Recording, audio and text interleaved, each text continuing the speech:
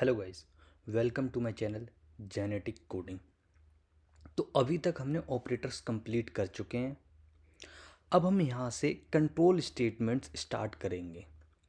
Control statements क्या होती है कि कभी कभी हमारे प्रोग्राम में हमारे पास कई सिनेरियो ऐसे आते हैं जिसमें हमें कुछ कंडीशन के बेस्ड अपॉन एक particular part of code run करना होता है और दूसरी कंडीशन के अकॉर्डिंग हमें दूसरा कोड रन करना होता है, या फिर based on conditions multiple codes और मल्टीपल पार्ट हमें हैंडल करने होते हैं। तो उन कंडीशंस को कैसे मैनेज करना है, उनके लिए हमारे पास कंट्रोल स्टेटमेंट्स होती हैं। कंट्रोल स्टेटमेंट्स हमारे पास दो टाइप की होती हैं। एक होती हैं इफ एल्स के फॉर्म में और दूसरा होता है एक स्विच। स्विच भी एक हिसाब से कंट्रोल स्टेटमेंट होती है, मगर वो केसेस के हिसाब से हैंडल करता है। मगर इस पर्टिकुलर वीडियो में हम अभी कंट्रोल स्टेटमेंट के बारे में बात करेंगे जो कि हमारे इफ एल्स के फॉर्म में होगी। तो हम एक फाइल क्रिएट कर लेते हैं, इसका नाम देते हैं हम cont.dart। ठीक है। तो अभी हमने एक फाइल क्रिएट कर ली है कॉन.डार्ट के नाम से, हम इसे बोल सकते हैं कंट्रोल स्टेटमेंट के नाम से। तो सबसे पहले हम क्या कर लेते हैं, एक मेथड डिफाइन कर लेते हैं, मेन मेथड। और यहाँ पे हम एक नया ब्लॉक स्टार्ट करने वाले हैं, लाइक एक फंक्शन। अभी के लिए आप फंक्शन ये समझ लो, फंक्शन क्या होता है, फंक्शन एक ग्रुप ऑफ स्टेटमेंट होता है जो एक पर्टिकुलर टास्क परफॉर्म करने के लिए काम आता है। और हम उसका क्या करते हैं, इस तरीके से हम नाम लिखते हैं। जैसे ये क्या है, एक ये फंक्शन है, ये भी एक फंक्शन है, मगर ये क्या है, मेन फंक्शन है। क्योंकि हमें एक मेन फंक्शन हमेशा बनाना पड़ता है जिसके थ्रू हमारी डार्ट का जो कंपाइलर है अपनी एग्जीक्यूशन स्टार्ट करता है। तो वॉइड करके हम क्या करते हैं, इफ एल्स डेमो नाम से एक फंक्शन बना लेते हैं। जो भी हम कोडिंग करेंगे इसके अंदर करेंगे और इस फंक्शन को कॉल कर देंगे हम यहाँ से इफ एल्स डेमो। ये कॉलिंग क्या होती है, जब हम किसी फंक्शन को डिफाइन कर देते हैं ना, उसको रन करने के लिए उस पर्टिकुलर फंक्शन को कॉल करना होता है। तो हम यहाँ मेन मेथड से इसे कॉल कर देंगे। तो कॉल कर दिया। अब हम आते हैं अपने टॉपिक में वापस। तो हम कंट्रोल स्टेटमेंट के बारे में बात कर रहे थे। तो हम सबसे पहले देखते हैं इफ कंडीशन। देखो, जब हमें ऐसी कोई सिनेरियो है जिसमें हम एक कंडीशन का ना एक ही पार्ट हैंडल करना चाह रहे हैं, हमें दूसरे पार्ट से कुछ लेना देना नहीं है, तो हम क्या करते हैं, इफ कंडीशन का इस्तेमाल करते हैं, या हम बोल सकते हैं इफ स्टेटमेंट का इस्तेमाल करते हैं। जैसे कि मैं यहाँ डायनेमिक बना के दिखाता हूँ आपको। मैं मान के चलता हूँ यहाँ पे वेर मैं मार्क्स गेट कर रहा हूँ, और यहाँ पे एक लाइब्रेरी होती है स्टूडियो in डॉट, आप इंपोर्ट कर लेना है इसको। मैं यहाँ पे इंपोर्ट करके देता हूँ आपको। लाइब्रेरी है import डार्ट आयो। ठीक है, डार्ट आयो हो गया। Studio dot in dot read line sync, ये मैं पहले ही बता चुका हूँ। ये क्या होता है, हमारी वैल्यूज़ को गेट करने के लिए काम आता है। और हम पहले लिख देंगे कि print please enter your age. Simple. अब मैंने एंटर एज किया। अब इस मार्क्स को क्या कर लेता हूँ, मैं कन्वर्ट कर लेता हूँ रिस्पेक्टिव टाइप में। मैं बात करता हूँ कि इंट है मेरा, इंट माई मार्क्स। किसका, इंट डॉट पार्स। मैं इसे कन्वर्ट कर लूँगा किसे, मार्क्स में। क्योंकि मैं पहले बता चुका था कि जब रीड लाइन सिंक के थ्रू हम वैल्यू इनपुट कराते हैं कंसोल के थ्रू, तो ये नलेबल वैल्यू हमें देता है। इसका मतलब कि कंसोल पहले बता के चलता है हमें कि आपकी नल वैल्यू भी आ सकती है और नॉन नल वैल्यू भी आ सकती है। तो हम यहाँ मान के चलेंगे कि हमारी वैल्यू नल नहीं आएगी, तो हम ये साइन लगा देंगे। हाँ, तो अभी हमने अपने मार्क्स को कन्वर्ट कर लिया है किसमें, इंट फॉर्म में। ठीक है, अब ये मार्क्स को तो कन्वर्ट कर लिया, तो हम अगर हम यहाँ पे एज मांग रहे हैं तो हम लिख देते हैं यहाँ पे एंटर योर मार्क्स। ठीक है, मार्क्स को एंटर कर लिया। अब मैं यहाँ पे एक कंडीशन लगाता हूँ इफ़ के अकॉर्डिंग। पहले तो मैं सिंगल स्टेटमेंट के अकॉर्डिंग कंडीशन लगाऊंगा। जैसे माई मार्क्स अगर ग्रेटर देन 33 है तो क्या होगा, प्रिंट कर देंगे क्या, यू आर पास। सिंपल ये चीज़ होगी। यहाँ पे मैंने डबल कोट्स लगा दिए थे इसलिए देखें। अब मैं करता हूँ यहाँ पे dot cone dot dot please enter marks. अब मैं 34 करता हूँ तो क्या आ गया, यू आर पास। अब देखना अगर मैं यहाँ पे 23 करूँ तो आगे कोई आउटपुट नहीं आई, क्योंकि यहाँ पे ये क्या थी, सिंगल लाइन स्टेटमेंट है, मगर कंडीशन क्या थी, फॉल्स।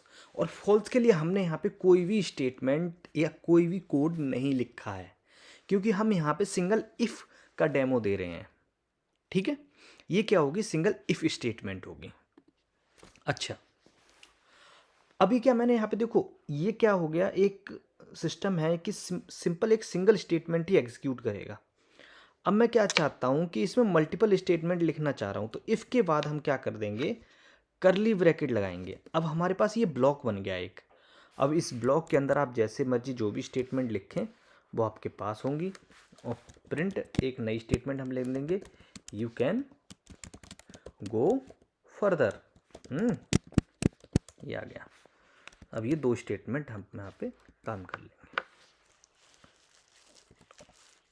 दोनों प्रिंट हो गए। ठीक है, तो मेरा जनरली कहने का मतलब है सिंगल लाइन स्टेटमेंट तब आप यूज़ करो जब आपको चाहिए कि हाँ सिंगल, ऐसे एक सिंगल लाइन है पर्टिकुलर कंडीशन के अकॉर्डिंग ये चल जाएगी। मगर अगर आपको एक पर्टिकुलर कोड लिखना है उस बेस्ड ऑफ कंडीशन के, तो आप इस तरीके से ब्लॉक ही यूज़ करें। तो यहाँ पे क्या हुआ, आपका इफ़ का डेमो आपको समझ में आ गया होगा, इफ़ का केस। अब एल्स क्यों लगाते हैं, सिंपल। अब आप इफ से समझ चुके हो, एल्स का केस तब लगाया जाता है जब हमें एक कंडीशन का सेकंड पार्ट या हम बोलते हैं ऑल्टरनेट पार्ट को भी कवर करना होता है। लाइक एक ट्रू फेस मैंने कंट्रोल कर लिया, अब इसको फॉल्स फेस भी कंट्रोल करूंगा, मतलब कि एल्स पार्ट। तो हम यहाँ पे एल्स लिखेंगे और इसके साथ कोई कंडीशन नहीं लगाते, ध्यान रखना। एल्स के साथ हम सिंगल, अगर कीवर्ड आपका एल्स है तो उसके ब्लॉक में कोई भी कंडीशन नहीं लगाएंगे, मतलब उसके साथ में जैसे आप यहाँ पे कुछ भी नहीं लगाओगे, ये यूनिवर्सल है, ये कुछ नहीं लगाएंगे। और यहाँ पे प्रिंट कर देंगे, हम लाएंगे लिखेंगे यू आर फेल। नहीं, फेल बढ़िया नहीं लगता, प्लीज़ ट्राई अगेन। किसी की भावनाओं को दुख ना पहुँचाएं, प्लीज़ ट्राई अगेन। इस तरीके से अब हम दोबारा कॉल करते हैं। अब हम क्या करते हैं, 32 करते हैं, एक नंबर से रह गया बेचारा, प्लीज़ ट्राई अगेन। ओके, तो इस तरीके से हमने आपको सिखा दिया कि क्या हो गया, इफ एल्स स्टेटमेंट कैसे काम करती है। अब यहाँ पे क्या है कि हमारे पास दो ही कंडीशन थी, तो हमने काम कर लिया कि ठीक है कि ए ट्रू और फॉल्स का केस हमने हैंडल कर लिया। अब इसी का अगर हम इसी एग्जाम्पल को और एक्सपेंड करें, लाइक मैं जानना चाहता हूँ डिवीज़न अकॉर्डिंग टू नंबर्स, कि मैं नंबर एंटर करूँ और उस नंबर के अकॉर्डिंग मुझे पता चल जाए ये कौन सी डिवीज़न में है। लाइक 30 से लेके 50 तक क्या होता है, थर्ड डिवीज़न हो जाएगी। 50 से लेके 70 के बीच में सेकेंड डिवीज़न, 70 से लेके 90 के बीच में फर्स्ट डिवीज़न, एंड 90 से अबव ए प्लस, ये डिवीज़न आ जाए। तो वो कैसे करोगे, तो उसके लिए तो आप इफ एल्स तो यूज़ कर नहीं सकते। उसके लिए हम क्या हम यूज़ करेंगे मल्टीपल इफ एल्स इफ। यहाँ पे एक और मेथड बनाते हैं, इफ एल्स इफ डेमो। ठीक है, ये हो गया। अब इसको हम बंद कर देते हैं और इसको हम कॉल नहीं करेंगे। अब हम कॉल कैसे करेंगे, इफ एल्स इफ डेमो।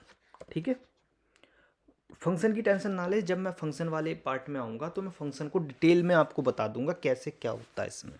ठीक है, अब मैं यहाँ से वो स्टेटमेंट कॉपी पेस्ट कर ले रहा हूँ, क्योंकि ऑलरेडी मैंने वो बता ही चुका हूँ, तो मैं इसे कॉपी पेस्ट कर लूँगा, मेरे पास नंबर आ गया। ठीक है, अब मैं इसकी डिवीज़न पता करना चाहता हूँ, तो सबसे पहली कंडीशन माई मार्क्स। मार्क्स क्या है, ग्रेटर देन 33 है, ग्रेटर देन या इक्वल टू 33 है, and my marks less than कितने हैं 50। तो मैं इसको क्या मानूंगा, print you are in third, मतलब you are in C grade. क्या हो गया, आप सी ग्रेड में हो। तो देखो ये आ गया, और यहाँ पे देख लो मैंने लॉजिकल ऑपरेटर का इस्तेमाल किया है, मतलब कि वो इस कंडीशन के अंदर यानी अल्टीमेट ट्रू वो तभी देगा जब ये दोनों कंडीशन ट्रू होंगी। मतलब marks greater than equal to 33 होना चाहिए या मार्क्स लेस देन 50 होना चाहिए, तभी उसकी सी ग्रेड बनेगा। अब हम बी ग्रेड कैसे डिसाइड करें, अब देखो यहाँ पे एल्स लगाएंगे प्लस इसके साथ इफ लगाएंगे, एल्स इफ के साथ फिर हम ये ब्लॉक लिख सकते हैं। अब हम माई मार्क्स ग्रेटर देन या इक्वल टू हम लगाएंगे 50 and my marks greater then लगाएंगे हम 70। तो यहाँ पे हम क्या बना दिया, यहाँ पे हमने प्रिंट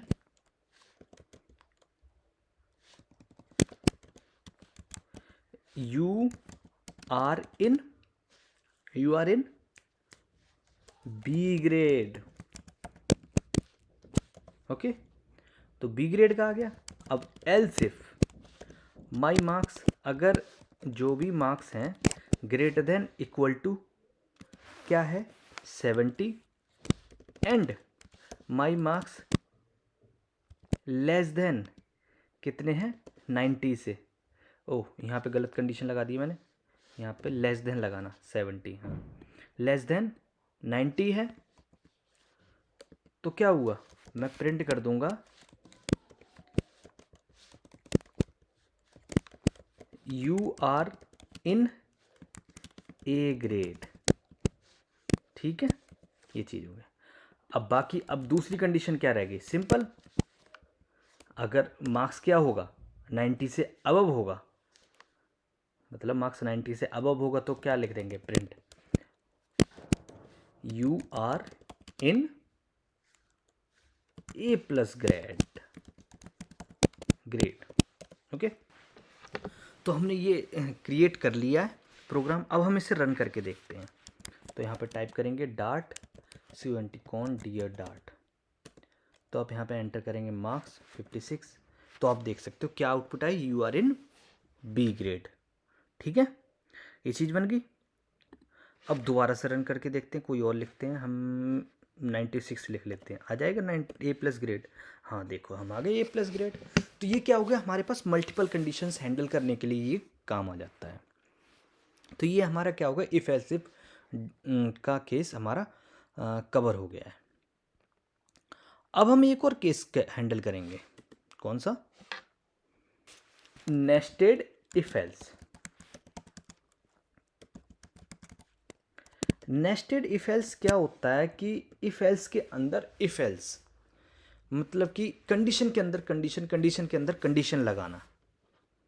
कि कई जगह ऐसा होता है कि हमें ना कंडीशन के अंदर कंडीशन लगानी पड़ जाती हैं, तो वो भी कैसे इस्तेमाल किया जाता है लूप, वो भी हम बता देते हैं यहाँ पे, नेस्टेड इफ एल्स। तो हम क्या करते हैं, अभी यहाँ से ये चीज़ उठा लेते हैं दोबारा फिर, मगर यहाँ पे आप कुछ और लिखते हैं, प्लीज़ एंटर योर, मार्क्स की जगह लिखेंगे प्लीज़ एंटर योर एज। अब यहाँ पे मैं एज का ही वेरिएबल बताऊँगा, नहीं तो फील नहीं आता कुछ। अच्छा, एज ये बना लिया है आपने एज। अब देखो हम नेस्टेड इफ एल्स यूज़ करेंगे, यहाँ पे चेक कर देंगे इफ़ माई एज अगर ग्रेटर देन 18 है, माई एज क्या है, ग्रेटर देन या इक्वल टू 18 है,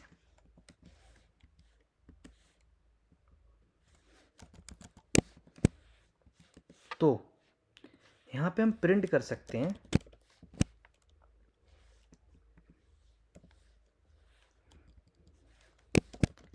you can vote.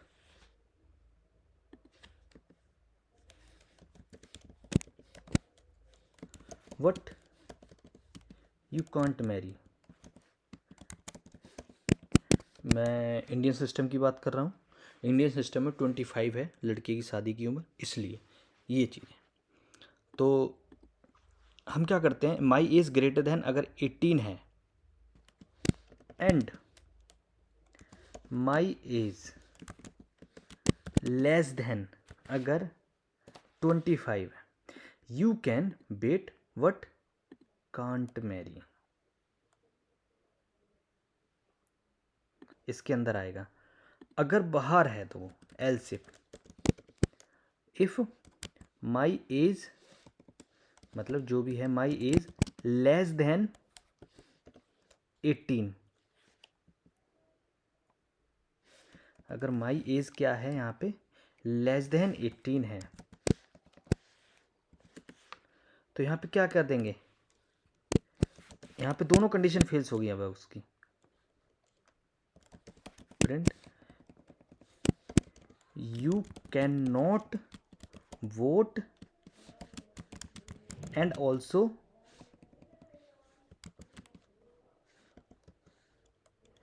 You can't marry. ये हो गया, लेस देन 18 है। अदरवाइज क्या होगा, यू